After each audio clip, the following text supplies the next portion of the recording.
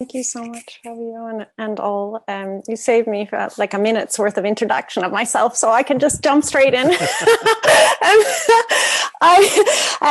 I'll just say again, my name is Sarah Perry. I do have the privilege now at MOLA of overseeing a team of more than 80 specialists across multiple offices and remote sites who are responsible for all aspects of post-excavation and analysis, materials processing, archiving, public engagement, publication, and other forms of media production. I previously was based in an academic post, and I think you'll be able to see quite quickly that it's been in grappling with the realities of archaeological practice in these different contexts where many of the ideas that are discussed, that I'll be discussing in this seminar today, have been born.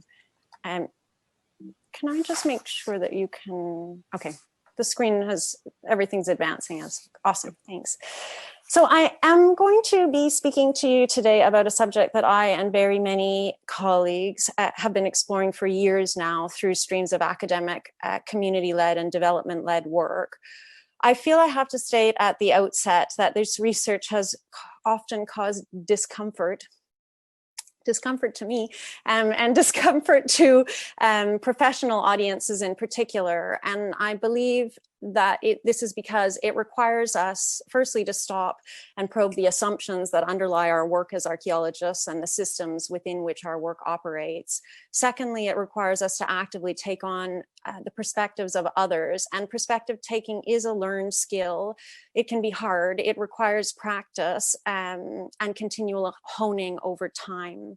Thirdly, it forces us to consider the extent to which our assumptions shape our understandings of the past, and also how these assumptions guide the present and future, including forcing us to consider any evident or unanticipated harms that we may be causing people, and many generations of people at that, past, present, and future. And on top of this, the work that I'm going to be talking about today requires us to learn how to conceive and implement alternatives. And these might include alternative interpretations of the archaeological record, but I also, and maybe more importantly, mean mechanisms that we build into our systems, whether these be our recording sheets, our archives, our digital infrastructures, our learning objectives, our training resources, our workflows, everything that you can imagine, that allow these systems to evolve in multiple directions so that they can respond to and deal with as yet unknown needs and demands of the future.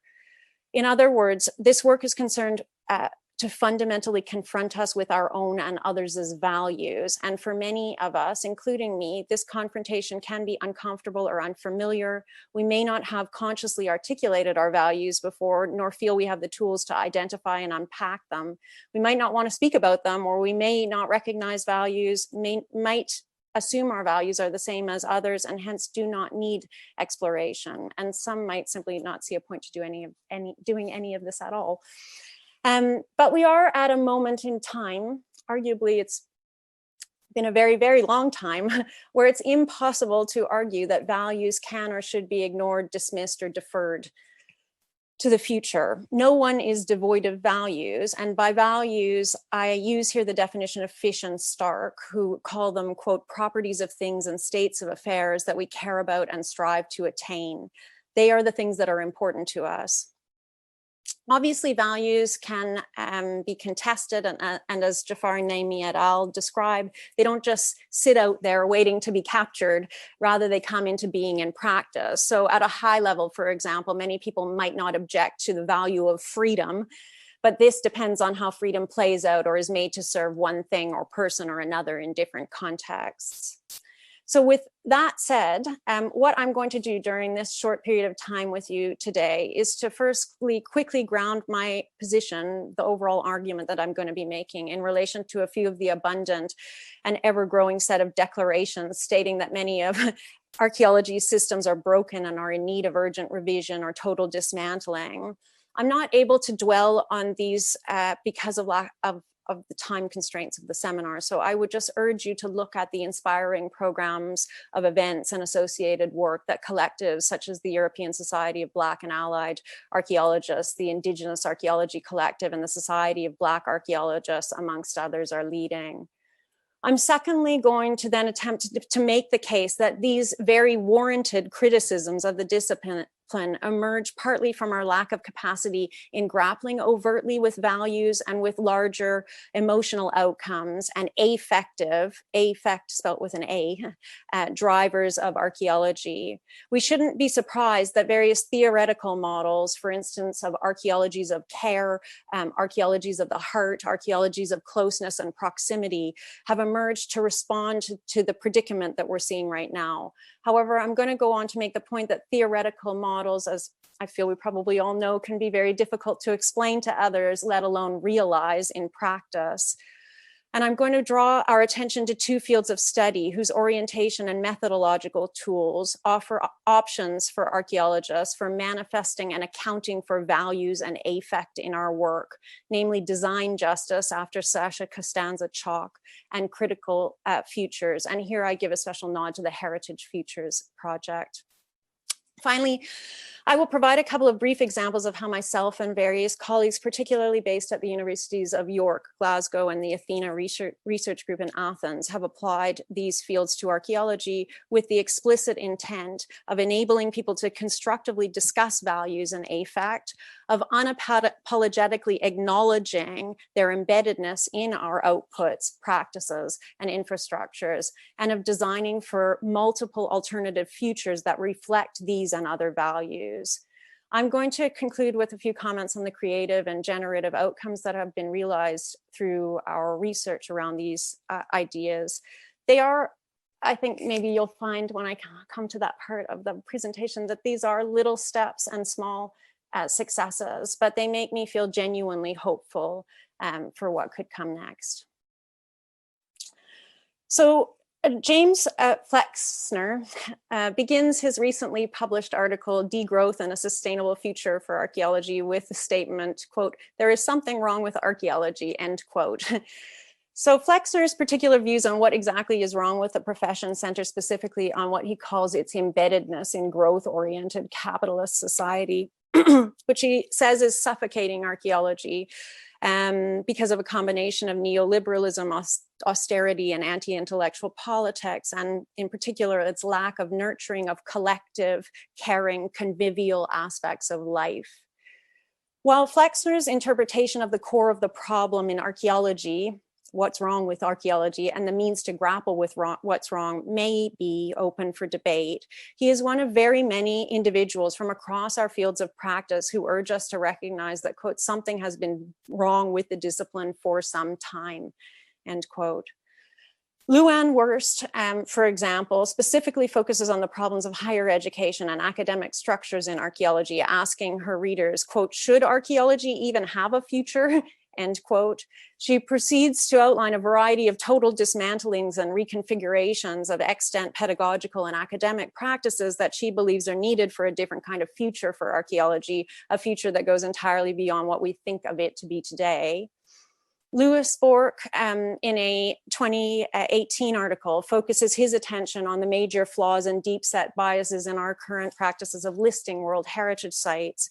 He argues that our selection and retention policies around archaeological preservation usually prefigure normative, hierarchically organized communities and top-down power structures. In other words, we tend to focus on saving, in quotation marks, saving sites, which materialize vertical social organization, creating what Bork calls, quote, a future history where organization outside of the hierarchical state doesn't even seem possible at a large scale. By his reckoning, how we are practicing as archaeologists, therefore, limits our abilities to interpret histories or imagine alternatives. My colleague, Sadie Watson, in her 2019 Antiquity article, documents a lack of sustained change to commercial field practices over the past 30 years in the UK, which has detrimentally affected both our understandings of the archaeology, but also archaeologists themselves, who still are often in the position where they don't have the best prospects for better employment conditions or career progression or intellectual stimulation. The problem, as Watson argues in the article, is that we don't seem to have many viable alternative models, and, quote, management structures are dominated by archaeologists who may have overseen the advent and development of the status quo and thus are bound into its framework. Indeed, professional development-led archaeology is widely recognized as unsustainable, and most professionals around the world appreciate that our practices must change to ensure the discipline doesn't entirely collapse in on itself. Eva Pargadans has studied the state of the Spanish commercial archaeological sector, pulling together hundreds of survey responses over nearly a decade, conducted under the auspices of a series of major EU-funded projects. She attributes the overall collapse of commercial archaeology in Spain to 5 factors, which include uninspired, these are my interpretations of her article, which include uninspired university training, lack of entrepreneurial insight amongst archaeologists, and lack of advocacy by different representative organizations. And she makes a series of points about what is required to create and maintain resilient archaeological organizations. This includes the imperative for us to shift the discipline from one that warehouses value to one that generates value. So this matter of value and value to whom is key. And Sadie Watson and her colleagues Harold Fredheim and Kate Faccia in their forthcoming report on understanding and evaluating public benefit in development-led archaeology put forward an incredibly robust case about the lack of evidence that there is such a thing as true or equitably distributed public value emerging from contract-based archaeological practice. Now, when you couple with that synthesis of the research with Lorna Richardson's very compelling and disturbing analyses of how pseudo-archaeology propagates itself online, fueled by the political climate, by unequal digital literacy and critical thinking skills, by lack of access to evidence-based archaeological knowledge online, by demographics, expectations, and other social realities. When you put all of this together, I am left with the profound realization that firstly, wider publics value archaeology for reasons that may not relate whatsoever to the archaeological evidence. Various publics do not value archaeology at all, and archaeologists' own conceptions of what is valuable obviously differ significantly within our communities and often do not overlap that much or to any extent with others' notions of what is valuable. And secondly, many archaeologists do recognize our current systems as unsustainable, unethical, and unjust, with some explicitly stating that our practices, for example, conservation seems to get a lot of the flack here, but heritage conservation representing nothing less than what one scholar calls the, quote, creative destruction of alternative futures, end quote. Yet many archaeologists, I think rightly and actively are struggling to find allies, the confidence, the shared language, and the entry points into change that are necessary to grapple with what are fundamentally, I think, interrelated matters of values and futures. So a variety of conceptual models and calls to action have been coming out in recent years to respond to these wrongs in archaeology. And at the core of these conceptual models, I think, is a focus on explicitly manifesting emotions and values.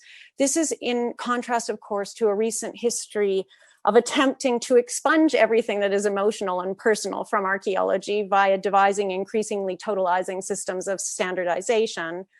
So in an interesting turn today, many are arguing that transparency about and genuine investment in the personal, emotional dimensions of our practices and infrastructures are not only absolutely essential to connecting with different audiences, but are also key to innovation and paradigm shifts, as well as to holding us to account for our impacts on humans, non-human beings, and the planet today and in the future. So what are some of these models? As one example, Keisha Supernaught, Jane Eva Baxter, Natasha Lyons, and Sonia Adelaide, alongside others, have outlined a framework for, quote, archaeologies of the heart and emotion, or a heart-centered practice whose 4 core values, care, emotion, relationality, and rigor, are enacted in a variety of ways, including through connecting self to practice, what they call, I'm quoting them, connecting self to practice, co-defining co-defining principles of community with collaborators and practicing heart-centered leadership. Together, they contend that these strands provide, quote, a new ethical space for thinking through an integrated, responsible, and grounded archaeology where we show care for the living and the dead. The incredible Rebecca Hearn of the University of Sheffield has made the case for a radical, what she calls a radical archaeology, wherein conditions are created for the development of our archaeological imaginations via use of some of the techniques that you see listed on the slide there. In Hearn's conception, this radical archaeology would give as much importance to social and emotional outcomes of archaeological practice as to historical outcomes, and in so doing would then be able to breed genuine human benefit through mental health recovery and improved well-being. Alison Mickle has recently argued for increased attention to and fostering of what she calls proximate knowledge, i.e. intimate forms of knowledge and knowledge sharing rooted in place and in personal experience, which are both key, according to her, to knowledge development in archaeology and to social justice. And Bill Caraher has put forward the case for an archaeology of care that he says, quote, recognizes the human consequences of our technology, our methods, and the past that they create in order to halt disciplinary trends towards increasing alienation of archaeological labor and the deterritorialization of archaeological work. In case you needed one more example, I too have recently tried to put forward the idea of a model of practice for archaeology that's grounded in the concept of enchantment. So I make the case that as archaeologists, we need to take seriously, and I think many of us do, many of us enter the field for this very reason, we need to take seriously the senses of wonder, i.e. the surprise, the pleasure, the uncanniness, the discomfiture, the presence or other sensory agitations that are arguably a very, very common, often near ubiquitous factor in drawing people into archaeology. Experiencing senses of wonder, whether it's in relation to the archaeological record or anything by looking up the stars or staring deep into the sea, experiencing these senses of wonder seems to be linked to people taking ethical action in or on the world to spurring their values. Moreover, wonder can be deliberately fostered. In other words, we can design it purposefully into our programs. But in my experience of making these arguments, and then of also following the adventures of my other colleagues there whose work I very much admire around archaeologies of care, the heart, etc. In my experience in putting forward these arguments for taking seriously wonder and emotional engagement with archaeology and with others around the archaeological record, one is often, not always, but often confronted with resistance. People query why emotions deserve any attention whatsoever, which is a reaction that I do feel we need to find quite disturbing, because the cross-disciplinary research is incontrovertible that emotions are central to our learning, our decision-making, our memories, and our actions. We have to take them seriously. It is often equally hard for many individuals to conceive of how emotions could be rigorously accounted for within our primary recording, reporting, and archiving activities. Surely because the longevity and ingraining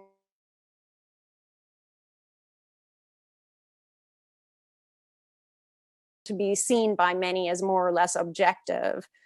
The predicament we are facing here, I would suggest, is that we have not yet sorry, it's telling me my internet connection's unstable. I don't know if that's affecting your, okay, you're okay, thanks. The predicament we are facing here, I would suggest, is that we have not yet taken seriously the need to introduce practitioners as early as possible to designing alternatives to and speculating new potential futures for our rote methodologies and commonplace working structures. While there is amenability to thinking through the consequences, or where there is amenability, I should say, to thinking through the consequences of emotions on archaeology, I've found it's almost always in relation to engagement with wider non-specialist public. So people would prefer to think about it for non-archaeologists, not in relation to archaeology's common methodologies and systems. So we maybe could interpret this as a good thing. Virtually all key practitioners who specialize in audience communication are clear that we must inspire, resonate, provoke, or move people. We must have some form of affective impact on them to truly influence their understandings of and future actions around cultural heritage. Sadly, we also know that many of the common communicative or interpretative frameworks that we employ to connect with our audiences in archaeology, for instance, Freeman Tilden's well-loved 6 principles of interpretation, are very generic and universalizing. Following, meaning that all humans are just collapsed into the people. We need to do this for the people.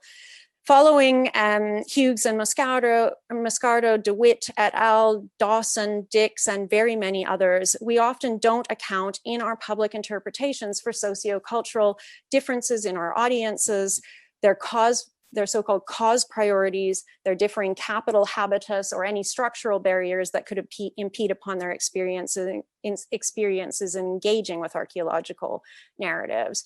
And the reason why I want to focus a little bit harder on this is that it's even more worrisome, the predicament.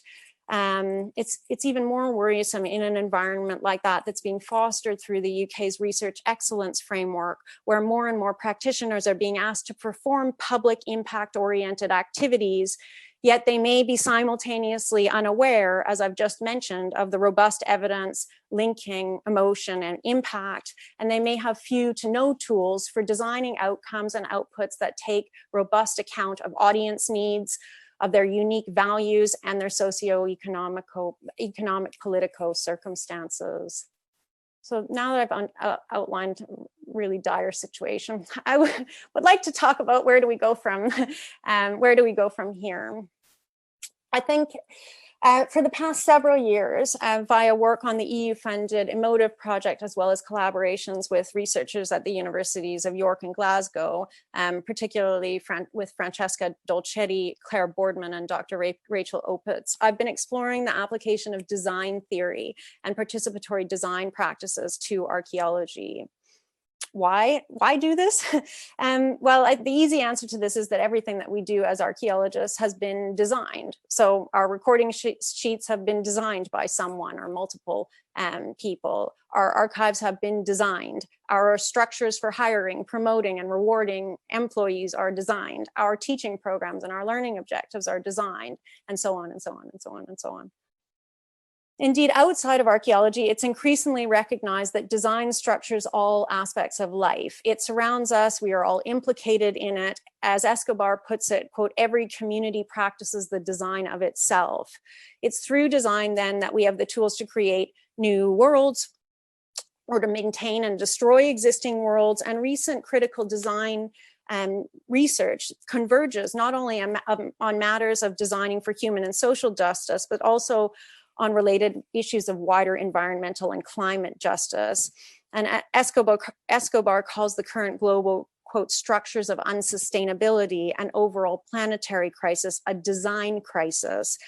And he's among many to argue that contemporary worldwide upheavals related to climate, to energy, poverty, equality, and to meaning in general are linked to our own our design drive for universalizing, homogenizing infrastructures that efface diversity and difference in our desire to create a singular, quote unquote, global village. And that we are thereby obliterating the capacity to respond sensitively, locally, ethically to people's unique circumstances. Not only do particular values underlie this drive for what John Law calls a one world, but they necessarily and actively quash alternatives. Grappling with this predicament, according to a growing number of scholars, requires that we work with rather than ignore incommensurability, that we design actively our infrastructure such that they support what Escobar calls a world where many worlds fit. So how might we do this? A couple of weeks ago, led by Gavin McGregor and accompanied by Francesca, Claire, Rachel, Sadie Watson, Chioma Ingonadi, and Eleonora Gandolfi, we hosted a session on design in archaeology at the CIFA Innovation Festival. And I mention this because it's been recorded, so you can catch it on YouTube if you want to delve a bit more into the specifics of the methodology that we ran through there.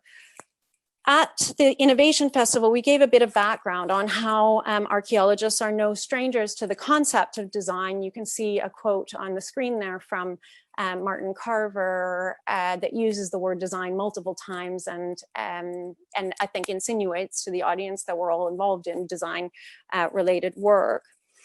Yet, what I'm interested in is the fact that we might be talking about design, but design studies and formal design methods are not usually or ever part of the training and background of archaeologists or heritage practitioners. Consequently, habits of structured design thinking are not well established. We, and by we I mean Francesca, Claire, Rachel, and I, have a particular interest in values-led design practices which draw attention to, embed, and manifest values across the design process and into designed outputs. As we describe in a paper that we currently have under review, designing with values in mind has a very long history, and it intersects with different disciplines and epistemological approaches, including participatory design, inclusive design, and value-sensitive design. But in my personal opinion, Costanza Chalk's recent explorations of design justice offer the most robust and developed vision. According to design justice thinking, it's impossible to design in a fashion that is truly just for all, and hence design justice provides a framework for, quote, prioritizing design work that shifts advantages to those who are currently systematically disadvantaged within the matrix of domination, end quote. I'd like to say that Costanza Chalk's approach has guided all the recent work that I've been involved in around exploring how to manifest and grapple with emotions and values in different archaeological contexts, but this hasn't been the case. I did, however, begin explorations of these matters in the context of the emotive cultural storytelling for heritage project, which Fabio mentioned at the start of the talk.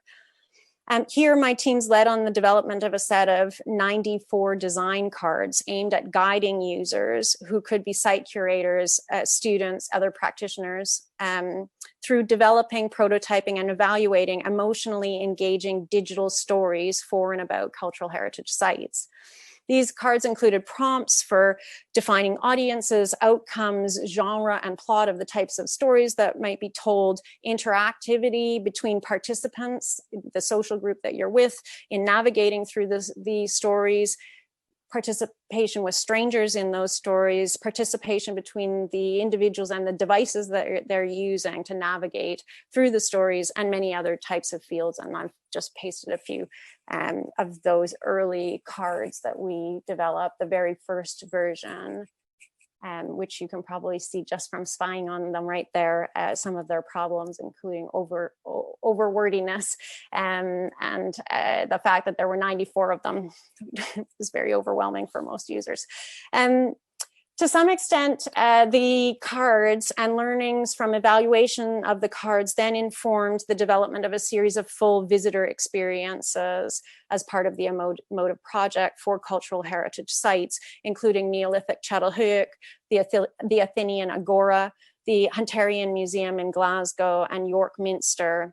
In each case, the design of these outputs fostered through use of some of the ideas at the core of the cards, the methodology at the core of the cards, were focused on, number one, driving participants into one-to-one or one-to-many conversations around emotive topics like faith, money, health, equality. In other words, every experience that we designed was designed to explore a values-led theme. The second thing that we were trying to do was to always foster outcomes linked to certain behaviors, including perspective taking, collaborative learning, self-reflection, and an ethics of care. That which, if you know the literature on ethics of care, includes certain types of actions such as modeling care, confirming others as caring actions, and practicing forms of care.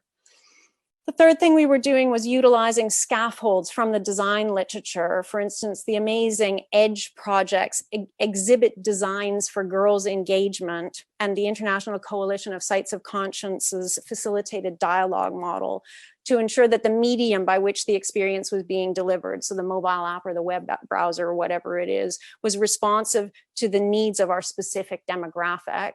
So it was tailored to their unique requirements. And fourthly, we attempted to evaluate our work, not using typical visitor assessment measures like I enjoyed my visit, but by creating the space to explore the relevance of the experience to participants' cause priorities, their morals, and their future-oriented actions. So we were asking open-ended questions that involved imagining the future based on their experiences of participating at the site in whatever way they participated. As you might imagine, the outcomes were complex, but our test generally demonstrated the success of this purposefully emotive design strategy in eliciting the sociable and empathetic outcomes that we were seeking to foster in our audiences. The thing that I have dwelled on a lot afterwards, though, is that we tested the same experiences with professional archaeologists and heritage site employees and managers, and they regularly struggled with the values concepts we were engaging with and with the unavoidable outcomes of effective practice, including people's strong, but still always in our experience, respectful displays of emotion and their heightened interest to speculate about the past, even if evidence might have been lacking to support their speculations.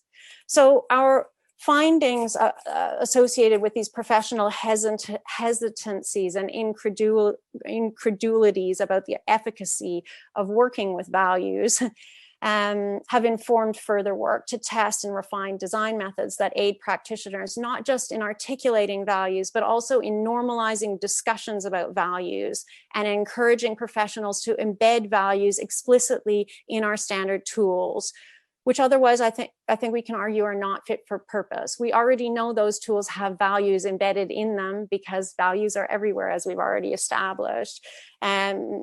And so this is an exercise in understanding, if we're reconfiguring them, what are we doing when we're doing that redesign? What values are we consciously or unconsciously imposing upon that process? So one example of a test run that we did with some of this work happened in November 2019.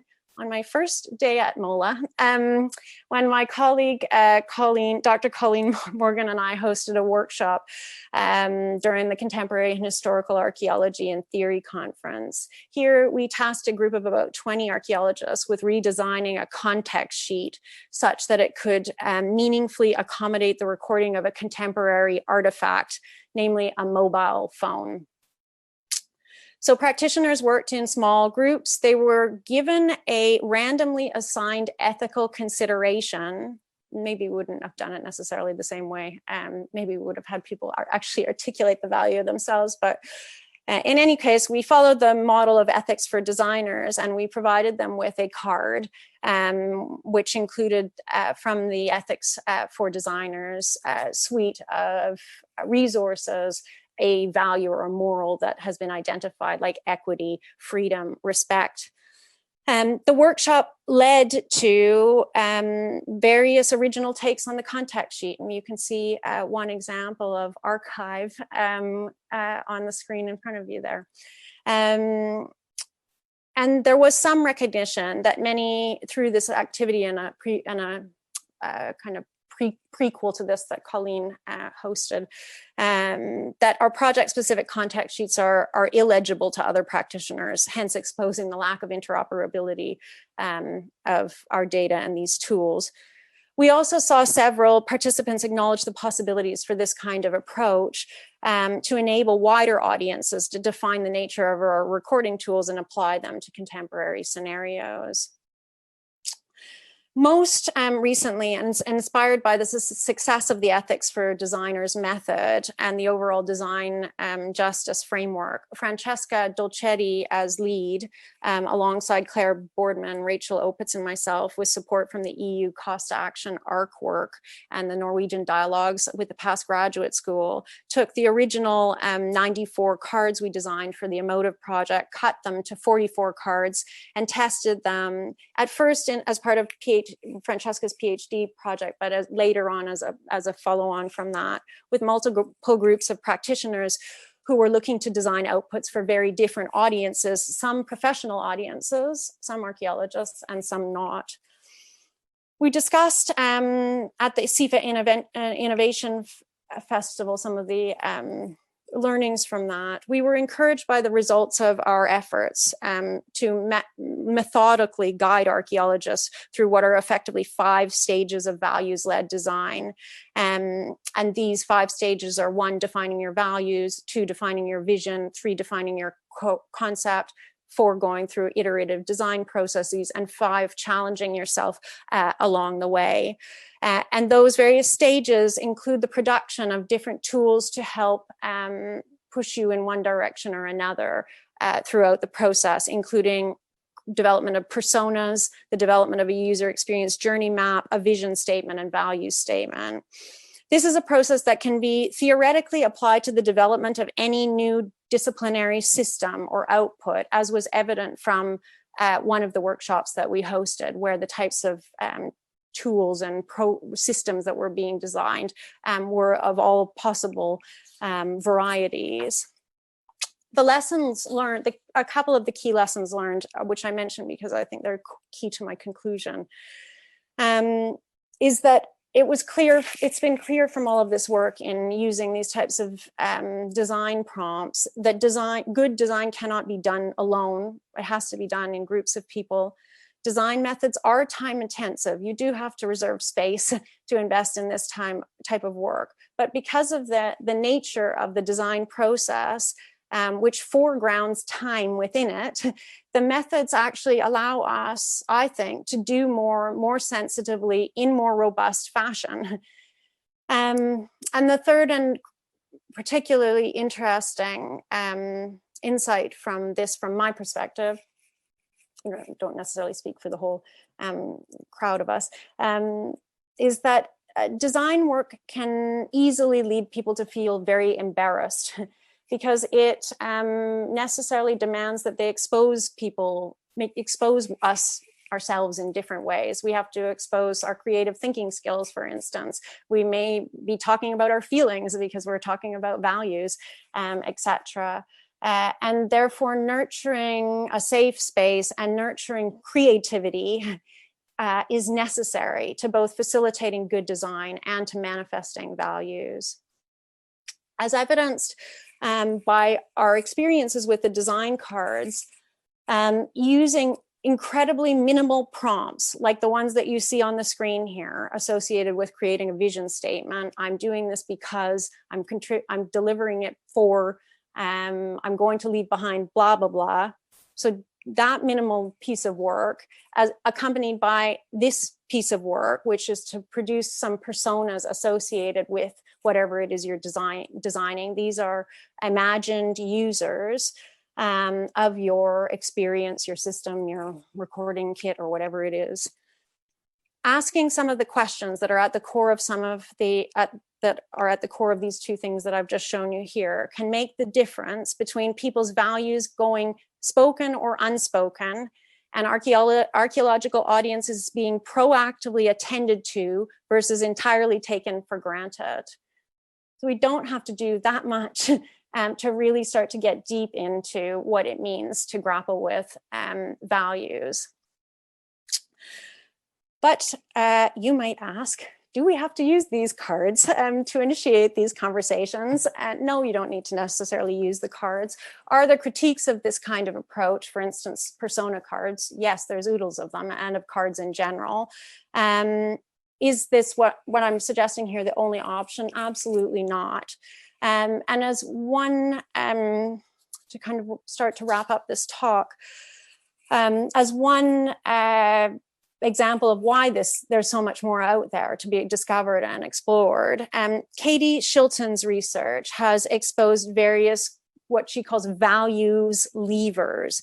These are moments whereby, quote, teams are able to communicate freely about values, ethics, and norms.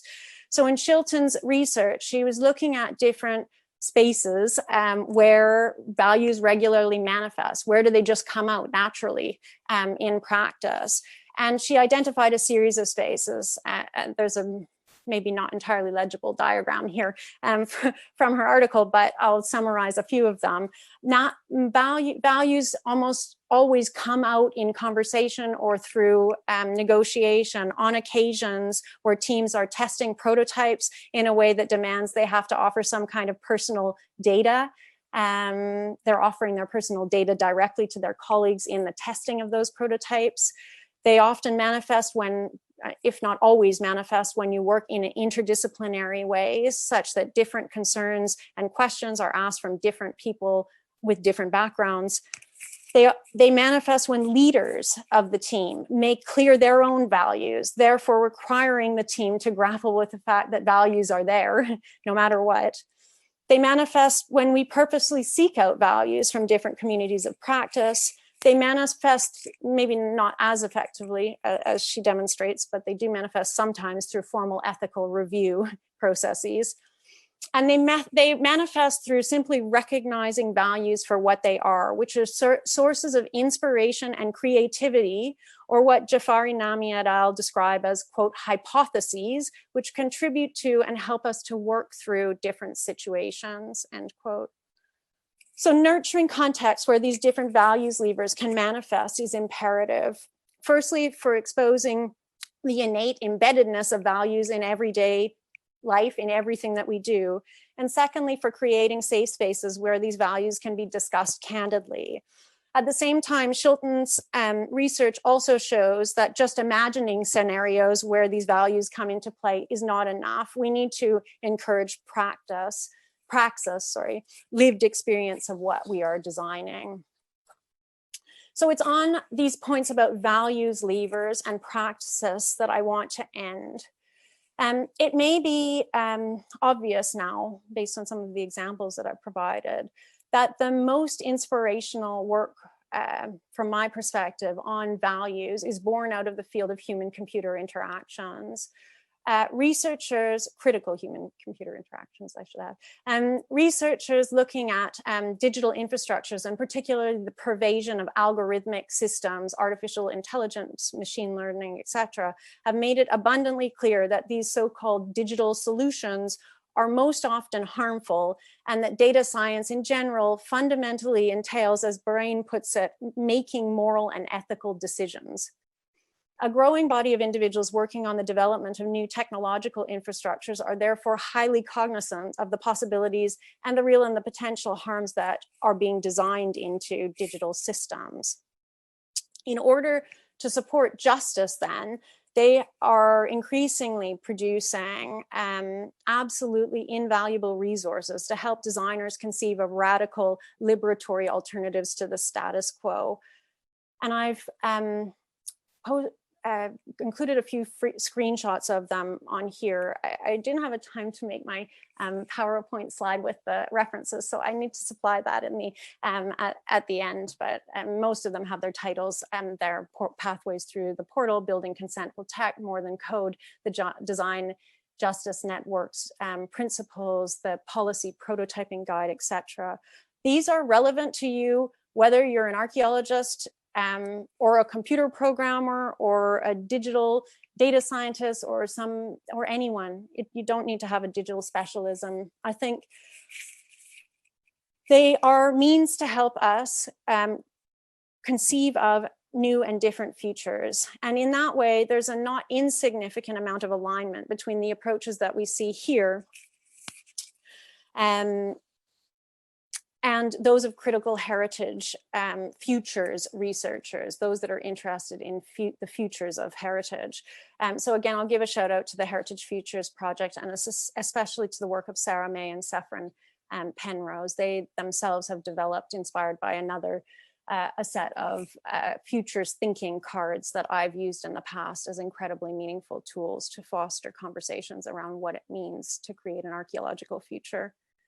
So if I can end with a plea then, it's that we all leave here today and look at some of these resources, and then we commit the next time that we sit down to do something, do anything, to write a paper, to design a program, to develop a poster, to task our students or our supervisees or our staff or our trainees to do something, that we all do it in a design justice fashion, or think about what it might mean to do it in a design justice fashion.